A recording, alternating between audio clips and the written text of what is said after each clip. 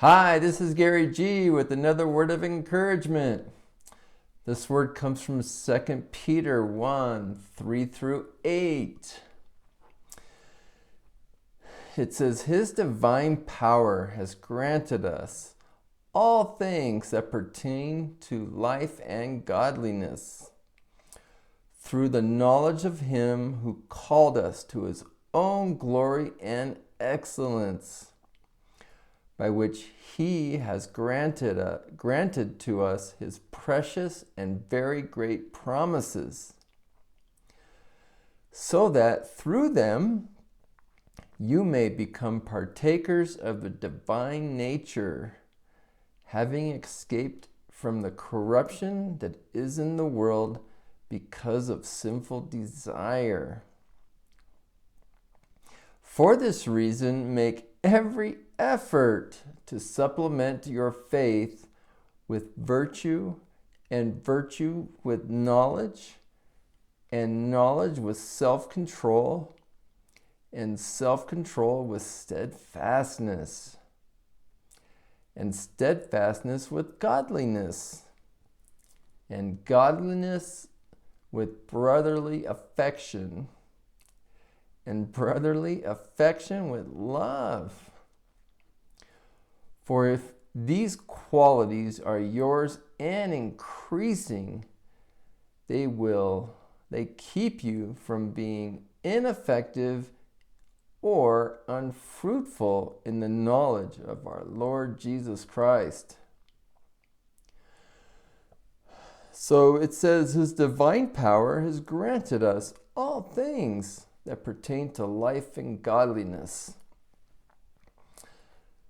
So He has granted us divine power. And you could say this is a communicatable attribute of God. It would be the Holy Spirit. And then it goes on to say He's granted us His precious and very great promises, that through them you may become partakers of the divine nature.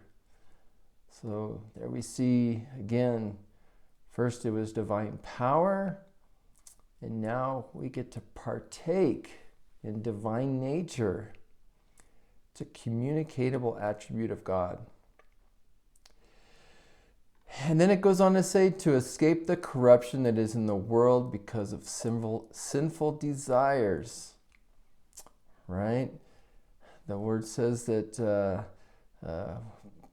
we have the power to say no to ungodliness. That's only the Holy Spirit that enables us to be able to say no. And then it goes on to say, for this very reason, make every effort to supplement your faith with virtue. What's virtue? So virtue is another word for excellence. So we come to God by faith, and then we add excellence to our faith. Supplement. And then virtue with knowledge.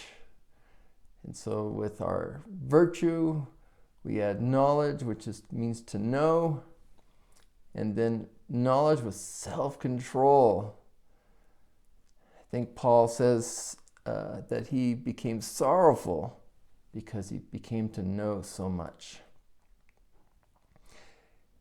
And so to know, and then with self-control, it means to exercise complete control over one's desires and actions.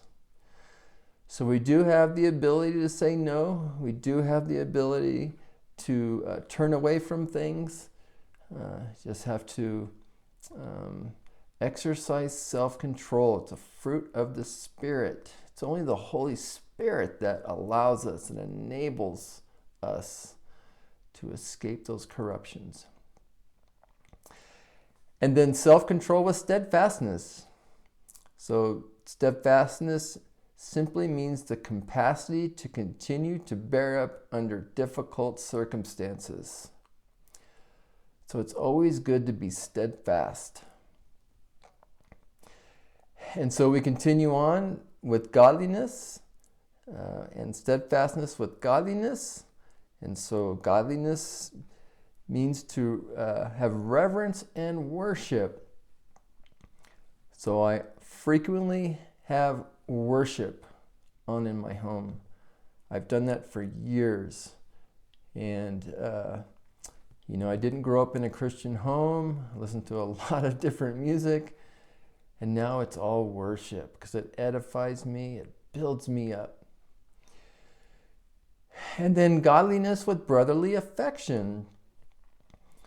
So we take our reverence and our worship, and then we add brotherly affection to it.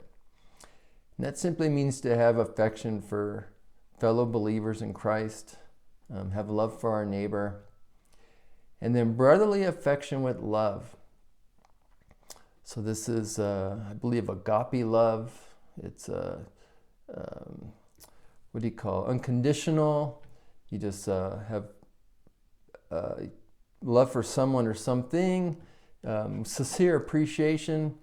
It's just a general loving your neighbor as yourself in agape love.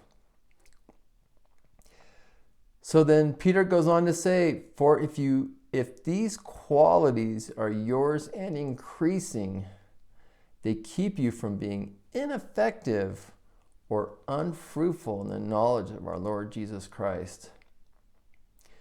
So we always want to be increasing with all these qualities.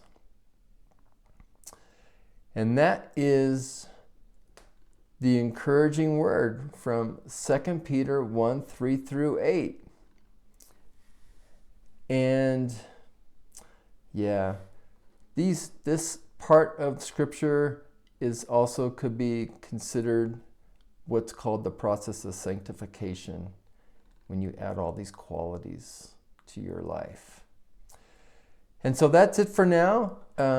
If you like this teaching, go ahead and like and subscribe. And then, like and subscribe. And then as always, be kind. It's always great when people are kind. Yeah. Have a great day.